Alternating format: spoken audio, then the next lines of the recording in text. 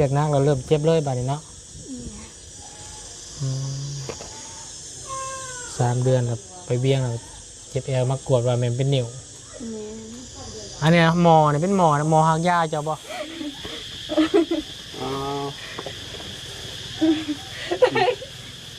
ขาอ่อนแล้วเหรอแต่มือสั่นนี่คู่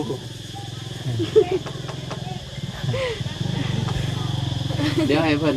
ตั้งสติได้ก่อนนั่นน้องเนี่ยจะถามกันเนาะ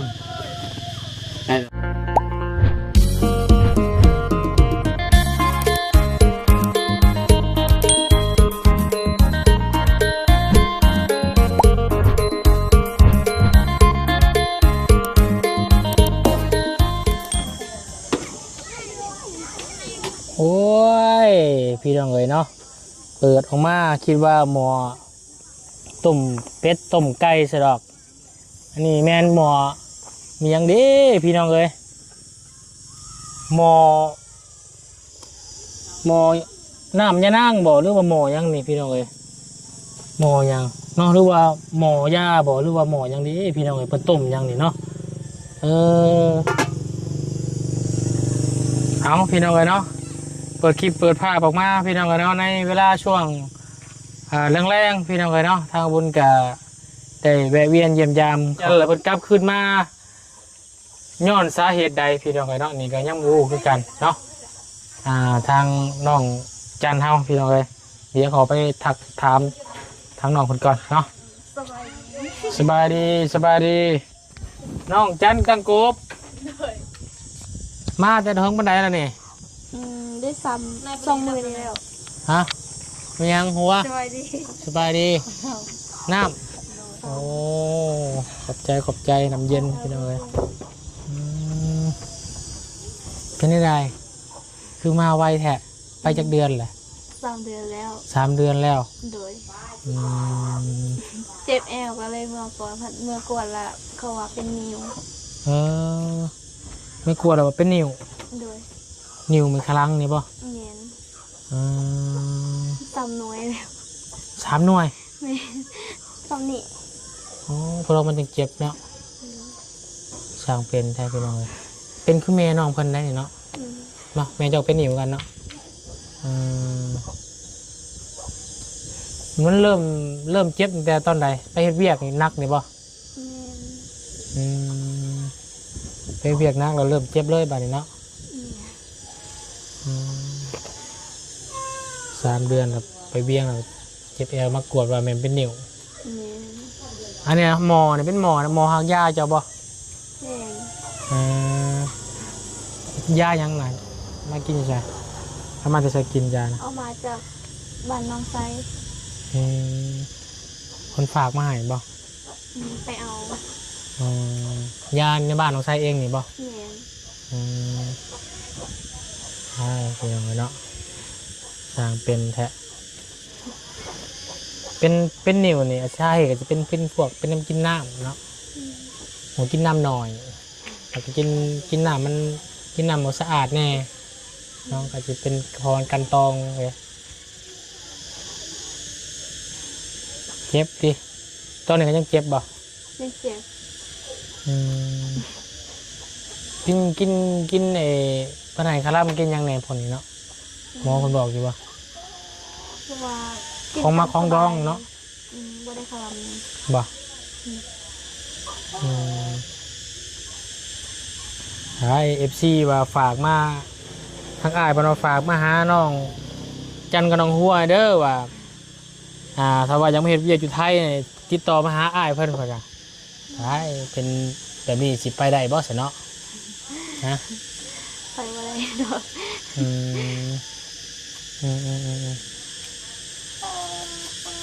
คือไงเนาะทางซาคูฮะเด้สบายไปเด่นทางไรบ่บ่ได้ไปทางหมอแกงอาจารย์หมอแกงแม่นเป็นหมอแกงหิวข่าวป่ะแม่นมาเฮือเล่าหิวข่าวเลยเนี่ย เอาสบายดีสบายดีสบายดีได้อพี่น้องเด้อ ต้มข้างไม้ ต้มฮักไหม ข้างไม้เนาะบาด ไอ้ปากตัว ใครเป็นหยังมาเนี่ยบ่บุญ นั่นแหล้วขอคิดว่าเป็นหมอแกล้งหมอหยังหมอแมนที่แท้ที่จริงเป็นหมอของน้อง โอ้ยเนาะบ่แม่นมีคนป่วยบ่แถวนี้เนาะสบายดี สบายดี โดยเป็นยังไงมาแต่ตอนใดเอาขออนุญาตนี่เนาะ อืม พี่น้องเอ้ยโอ้นั่งก่อนโอ้ถามมองนั่งมองดีๆนึกว่าไปนั่งพุ่นไปมา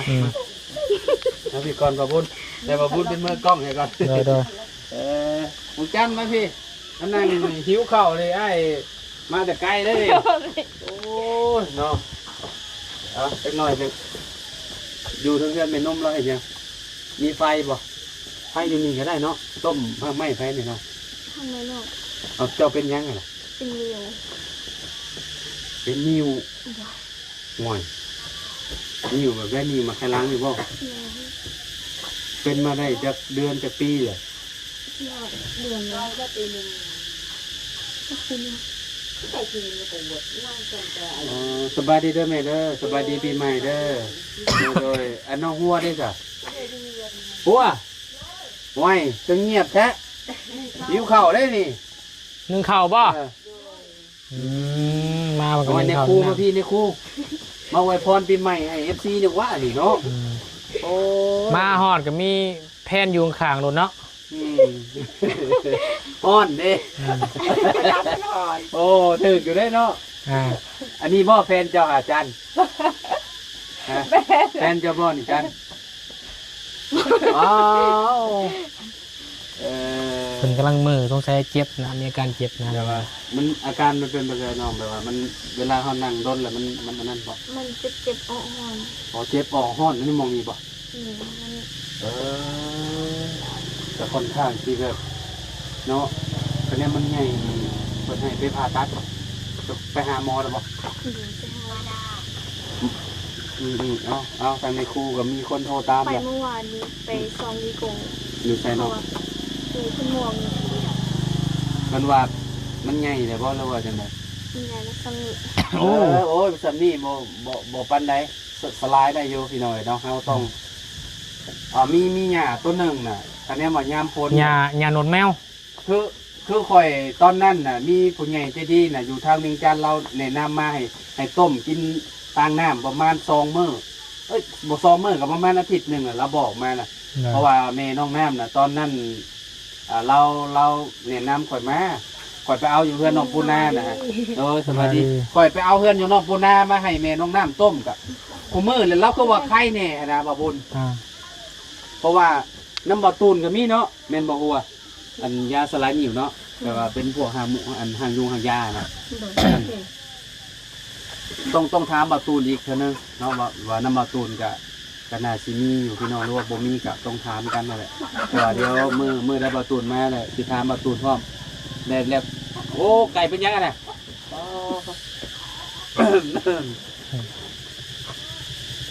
มันนาทีเท่าไหร่มีแต่ล้อบาตูนมาแล้วก็สิถามบาตูนอันห่างย่ามนี่น่ะฮะโตอันที่ว่าก้อยเคยเอาให้แม่น้องน้ำน่ะมันบ่เกิดเนี่ยนี่เพราะว่าโมเมนต์ยามพ้นเด้อันนี้ยามพ้นเลยมันสิขึ้นเต็มหมดเลยเอาก็มีแต่ไปลกเอาแล้วก็มาต้มแทนน้ำต้มบ่พอเท่าใดเด้คือแบบอาการที่ว่าเจ้าเจ็บนี่เพราะว่าเจ้าเป็นบ่ได้ใหญ่ปานนั้นเนาะประมาณซำนี้บ่ ก็เจ้าว่าสามีก้อย เราก็เจ้าจัดยามาให้ใครแน่นะว่าเนี่ย ไม่ได้เอายางซองซื้อ ซองคือเป็นยังก็บอกยาเมื่อกี้ เอาพี่ก่อน อ้าวมาแต่เวียงจันทน์เป็นอะไรมาแต่เวียงจันทน์ได้เงินเท่าไหร่น่ะน้อง เดือน2 ล้าน ฮะ เดือน2 ล้าน บอสเมื่อแม่ได้เงินมาจากพันบ่ ทางแม่นมก็เป็นของลูก เอาถามความจริงนี่ได้มาจากร้าน 3 ล้าน 3 ล้าน ตามร้านเลยจ่ายหันจ่ายนี่พร้อม แม่ค่ารถกับแพง510,000 จะเหลืออยู่ประมาณ2 ล้านน้อยๆเนาะแล้วก็บวกซื้อในอยู่ในกินพร้อมเข้าใจน้องมันจะร้องพี่หน่อยเนาะ เลย ไปกวดกับเบิร์เท่าไรประมาณ เป็น เป็นน้ำแซนเดียวบ่ซองมึงจะซื้อบ่แต่ว่าถ้าเอายาไปนี่คือแบบ7-8 แสนลักล้านขึ้นเนาะเออ ขายยากับแพงก็เลยว่าได้เอา เจ้าพร้อมลงบ่จ่อยลงบ่วะ บ่ฮู้คือกันว่าได้ติดบ่ได้ติด เจ้าวันนั้นนะบ่บุญเขาจ่อยลงบ่หรือว่าจำเก่า บ่พอ เพราะว่าปกติเขาล่ะ เห็นบ่ปกติเนาะ แต่ขอต้องขอโทษฮาร่าหน่อยคือว่าหนาเบ้งอยู่ แต่ว่าปกติเนี่ยหนักบริบ้านบริเบ้งเนาะ แม้นว่ามันอยู่ในโทรศัพท์แล้วมันสินั่น ไม่ได้นะเขาเป็นไง บ่ก็ธรรมดาเพราะว่าคนไปอาบน้ำประปาอยู่ในเวียงน่ะมันแบบนี้อันแบบ ขา ว่า วคันก็แหละ แม่นฉันมันสิแบบเห็นหน้าขาวหน้ายังบัด อืม อยู่บ้านเฮาไปประมาณ 2-3 เดือนไปแล้วก็ เป็นน้ำกันเนี่ย มันสิเข้าสู่สภาพแบบคือสมข่อยนั่นแหละเนาะหน้าแลหน้ากำแบบแต่ตอนนี้ยังธรรมดาอยู่ หนาขาวไซปิ้ง หน้าขาวใสพี่น้อยเนาะคนเฮ็ดแต่ว่าอีกอย่างเจ้าบ่ได้ตากแดดบ่ บอกมีแต่ เฮ็ดงานเป็นยังไงต่อน้องแบบว่าแบบเกี่ยวกับขายเครื่องขายกระเป๋าเมนเวลาเขาไลฟ์สดกลางคืนหรือว่ากลางวันเพราะว่ากลางคันขายเครื่องกลางคืนนี่ก็ได้นอนประมาณ12 โมง1 โมง 2 โมงเนี่ย อืม หัวที่นอน บ่ได้หลับบ่ได้นอนเลย อืม บวกกับหนังลายเนาะเวลาแพ็คของเนาะมันแบบเฮาแบ มั บ นได้ยืนแล้วก็ได้นั่งต่อแล้วก็ย่างตลอด อืม บริพัตร คือแบบเห็นงานหลายชั่วโมงเนาะ นี่ โอ้พี่น้อยเนาะ ได้พักได้กลางคืน เดี๋ยวว่ากินแนวกระตุ้นเนี่ยบ่เดี๋ยวว่าเป็นพวกเอ็มหลอกเอ็มร้อยหรือว่าอย่างเงี้ยกินกาแฟบ่ได้กินเลยบ่ บอก บ่ได้ กิ กิ น น กับ เนาะ เขา อืมกินแต่ข้าว เวได้พักกลางคืนกันประมาณ5 ชั่วโมง หมู่คู่ได้จ้ะน้องเดี๋ยวว่าคนเดียวเห็นงานนำกันเพิ่นมาบ่ได้มีแต่เจ้าผู้เดียวกลับไปมื้อนี้สิไปเฮ็ดอันหมองเก่าอยู่บ่หรือว่าหมองใหม่ โซฟาก็ยังอยู่หัน แสดงว่าต้องกลับไปอยู่หั่นคือเก่า แต่กับบริ ทีมานี่มันเจ็บแห้งกันปะ อดบ่ได้เนาะ คนมวยคือแบบไปกวดอยู่แถวเวียนก่อนจ้ะหรือว่าอยากลงมาพัก ไป ผ่อน กวดแล้วแต่ว่าวันผิดเด็กเขาปิดแทนกับสงกรารแล้ว อ๋อ เขาก็เลยปิด แต่ก็เลยตัดสินใจมาบ้านเลย เนี่ย มาเยี่ยมกับเมย์เนาะมาเยี่ยมเมย์เลยหลักๆเนาะเมย์กินข้าวเนาะเมย์นุ่มเนาะจังเมื่อมาเลยสิกลับไปอีก อืม บ่มาฮอดบ้าน2 มื้อนี่บ่ 30,000 เอา3 มื้อแต่ว่าสิกลับไปมื้อวันที่หยังสิกลับไปบัดนี้ กับบุฮูคือกัน อ๋อ ยังบ่เศร้าเลย ยังบ่เช้าเตื้อบ้านนี่เมนุ่มบ่ให้ไปเลยเด้อบ้านพี่น้องเอ้ยเนาะ อืมต้องหาเป็นพวกสมุนไพรพื้นเมืองกันแหล้วเป็นพวกหายาและที่กินอีกอย่างหนึ่งบวกกับน้ำเพราะใดพี่น้องน้ำนี่คือแบบสำคัญเลยถ้าเฮากินแบบว่าบ่สะอาดนี่คือแบบมันสิสะสมไว้เด้เฮาบ่ได้เป็นตอนนี้ แต่ว่าเฮาเฒ่าไปแล้วก็เป็นก็คือตอนนี้แล้วเจ้าก็ยังบ่ได้เฒ่า มันก็เป็นคือเก่าแบบมันสิเป็นเนาะว่าเนาะ น้ำนี่สำคัญแห้งเลยพี่น้องถ้าเฮากันต้องบอดี้นี่คือแบบขนาดว่าน้ำ น้ำที่เฮากินแบบน้ำสะอาดแท้ๆก็ยังเป็นได้แต่ไม่สิเป็นนี่เลยทุกเจ้ากินน้ำในตะกี้หัวน้ำเซ่กินน้ำเซ่พี่น้องเนาะแม่ครูถามแม่ครูก็จะหน่อยตามตัวน้องจัดพี่น้องแม่ครูสิน้อยใจพี่น้องเลยเนาะอันนี้เมื่อใดเจ้าสอนอีกวันจันทร์บ่วันจันทร์บอกเปิดเทอมเพราะว่ายุดปีใหม่อยู่ประมาณทีนึงเนาะ แล้วก็กลับมาสอนอีกอันนักเรียนเจ้ายังเรือสำเก่าบ่ฮะเอาไปยังโมโหนักเรียนเรือสำเก่าบ่สงกรารยันเขาบ่บางคนก็ยันบ่ไปได้ติบ้านหลังสงกรารไปเนาะโบเหลือจะบ่4-5 คนตัวทรงได้ก่อน ไปอำนาจแล้วไปจักบ่ พี่น้อยสงกรารไปลิ้นใช่ค่ะอันแต่ละคนเอา บ่มีเงินไป อ้าวอยู่เฮือนบ่คิดว่าไปทรงค่ะทรงอย่างนี้ก็ได้ไปเนาะ ก็คือสมเจ้าทรงผ้าได้แม่นบ่ ได้ ได้อยู่เนาะได้อยู่พี่น้อง แต่ว่าคอยเกิดมาบ่เคยเจอ ไม่เคยเข้าวัด เข้าแล้วมันฮ้อนบ่ฮะ ผู้ชาว อ้าวแล้วเข้าว่านแล้วมันฮ้อนสมเจ้าก็บ่เคยไปทรงจักเทื่อ บ่ เออแต่พ่อแล้วแบบว่าเพิ่นบ่เคยไปแล้วเพิ่นอาจสิแบบบ่อยากไปเนาะแต่ว่าน้ำนี่เคยไปลิ้นแม่นบ่เด้น้ำเซโง่ เคยไปเรียนที่นับเซน งัวเด้หัวเป็นอะไรเจ้าสาวบ่ได้ไป หลังจากวันเกิดแล้วเนาะ แม่นหลังจากที่ไอ้มาวันเกิดแล้วก็ล่าสุดก็บ่ได้พ้อกันเลย อืม เป็นอะไรห่านเสียงก็เป เสี ลี่ ย ย ง น เปลี่ยนเนาะ ฮะเจ็บคอคือกันจะข่อยก็เมื่อบุญบ้านน่ะกินเป๊ปซี่หลาย เจ็บคอมาเท่าคุมื้อนี่เลยพี่น้องเนาะกินยาก็ยังบ่ค่อยไข้ปานใดยังคันๆแต่ว่าก็คันคอบ่แต่ว่าเจ็บซื่อๆบ่ได้มีไข้มีหยังหรอวะห่านข้าเอาไปในน้องจันถามเรื่องห่านข้าก่อนแล้วนี่ต้องมาห่านข้าก่อนบ่ห่านข้าจะได้ตั้งอยู่ว่าปีนี้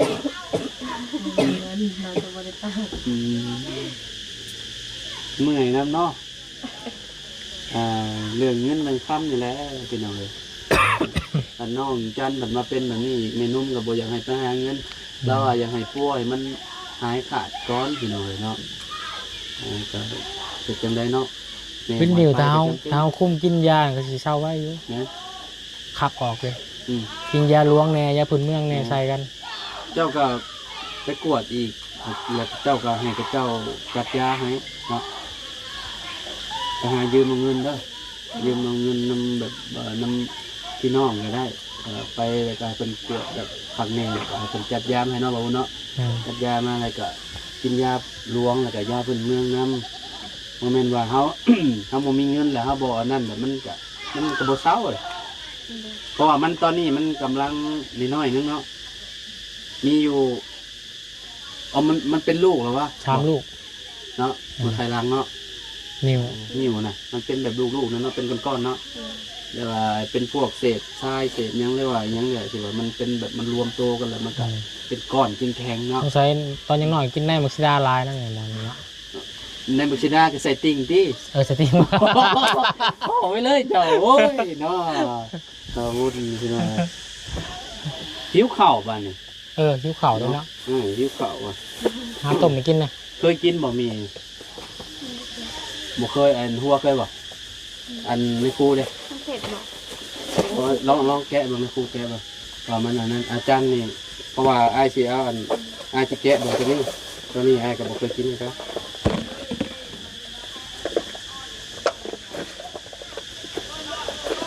เนี่ย ในครูไปจะไหนในครูในครูก็มาตกใจ เอาโมนี่คือมาบอกเลยโมนี่ ในครูก็มาตกใจเลยโอ้ยเนาะเป็นยังไงเลยบ่เป็นยังไง ไงจะเปิดไหมมั้งยังน่ะ เปิดดูเปิดใส่ดูอ๋อ อ๋อยังหนีหลองขึ้นมาแน่น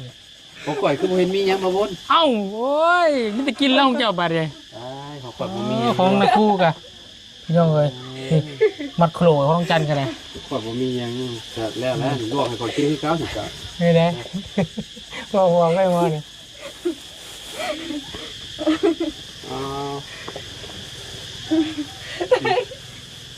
ขาอ่อนแล้วเหรอ ใส่มือสั้น ในครู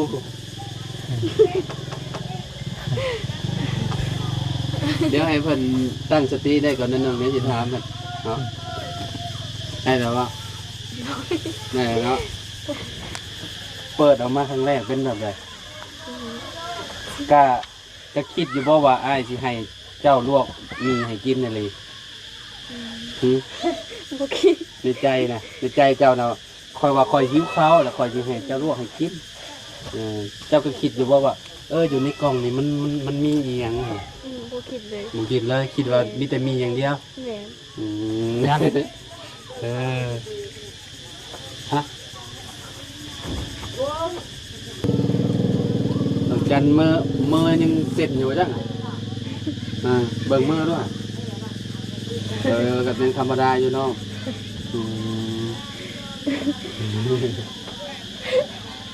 เนี่ยบังดูมีอะไรนี่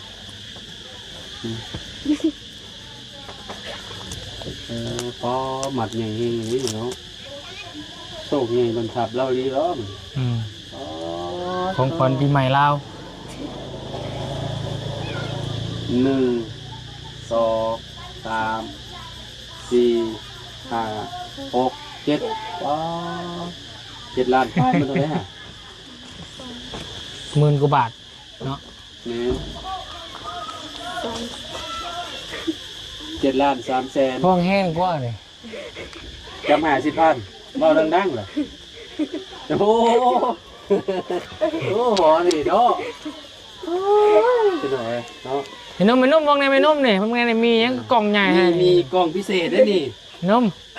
มาเบิ่ง เบิ่งลูกสาวแน่นี่ลูกสาวได้ยังเบิ่งแน่นี่ น้องมาเบิ่งด้วยนี่ลูกสาวได้ยังนี่โอ้ นี่พิเศษได้นี่ในคู่นะเบิ่งด้วยของเจ้าน่ะโอ้ในคู่ก็ได้ของขวัญปีใหม่คือกันได้ผูกป้าโตเถอะโอ้ขังแล้วมือเซ็นเลยนะครูก็ได้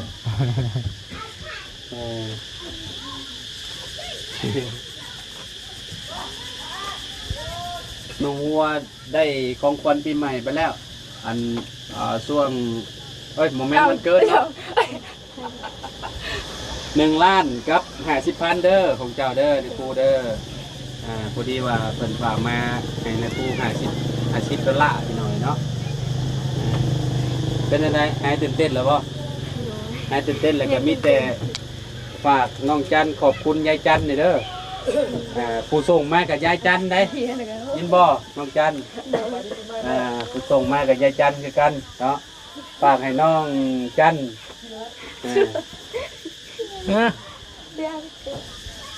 นี่วันนี้ ว่าว่าฝาก งานลุงเฮิมมาแล้วสุกี้พี่น้องเลย โอ้ยลูกเอ้ยกำลังตอนนี้อยู่เห็นผู้บ่าวแล้ว เห็นผู้บ่าวแล้วนี่เลยบาทนี่ ตื่นเต้นเลยฮะ เมื่อสุกี้เบิ่งแน่นี่ผู้สาวได้ยังนี่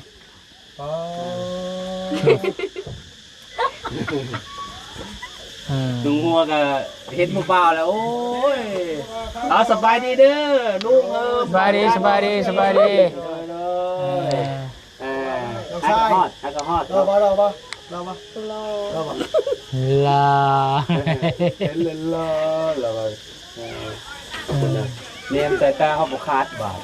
นมโสดมาแล้วโอ้ยพี่น้องเลยนะยาเด้อไปหน่อยเด้อโตอากาศก็อบอ้าวแท้นี่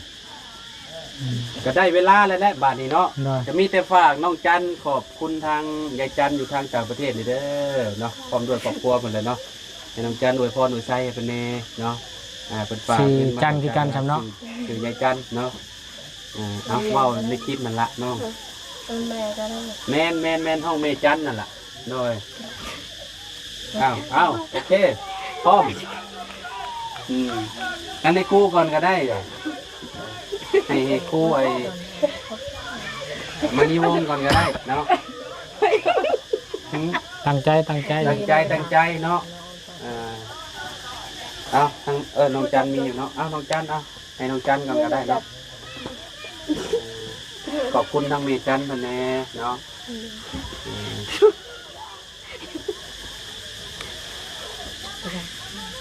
ยกมือขึ้น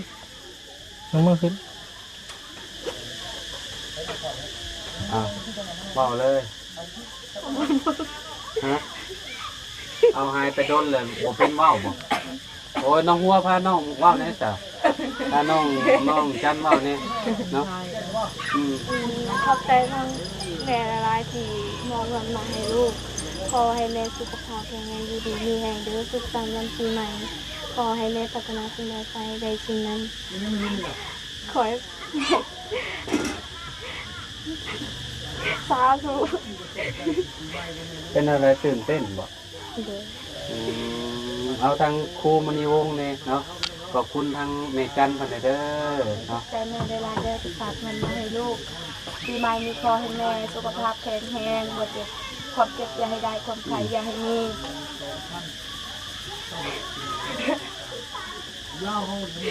เอาปรารถนาสิ่งใดก็ขอให้ได้สิ่งนั้นเนาะ โดย นอนรับให้ได้เงินหมื่นเด้อนอนตื่นให้ได้เงินแสนเพราะว่าคุณเจ้าสิเหตุการงานยังธุรกิจยังก็ขอให้เจริญในหน้าที่การงานตลอดปีและต่อไปได้แม่เด้อเนาะพร้อมด้วยครอบครัวและพร้อมด้วยทีมงานของเจ้าอะไรเนาะเอาสำหรับที่นี่เฮากับบาบุญสารวัตรและก็น้องจันและก็น้องบัวและก็น้องมณีวงศ์เนาะก็ขอโตวล่ำลาเลยเด้อพ่อแม่พี่น้องเลยเนาะขอบคุณ FC ทุกๆคนที่ติดตามและเป็นกำลังใจให้เด้อเนาะขอบคุณหลายๆเนาะเอาสำหรับที่นี่ก็ไปแล้วสบายดีเด้อพี่น้องเด้อเนาะ สบายดี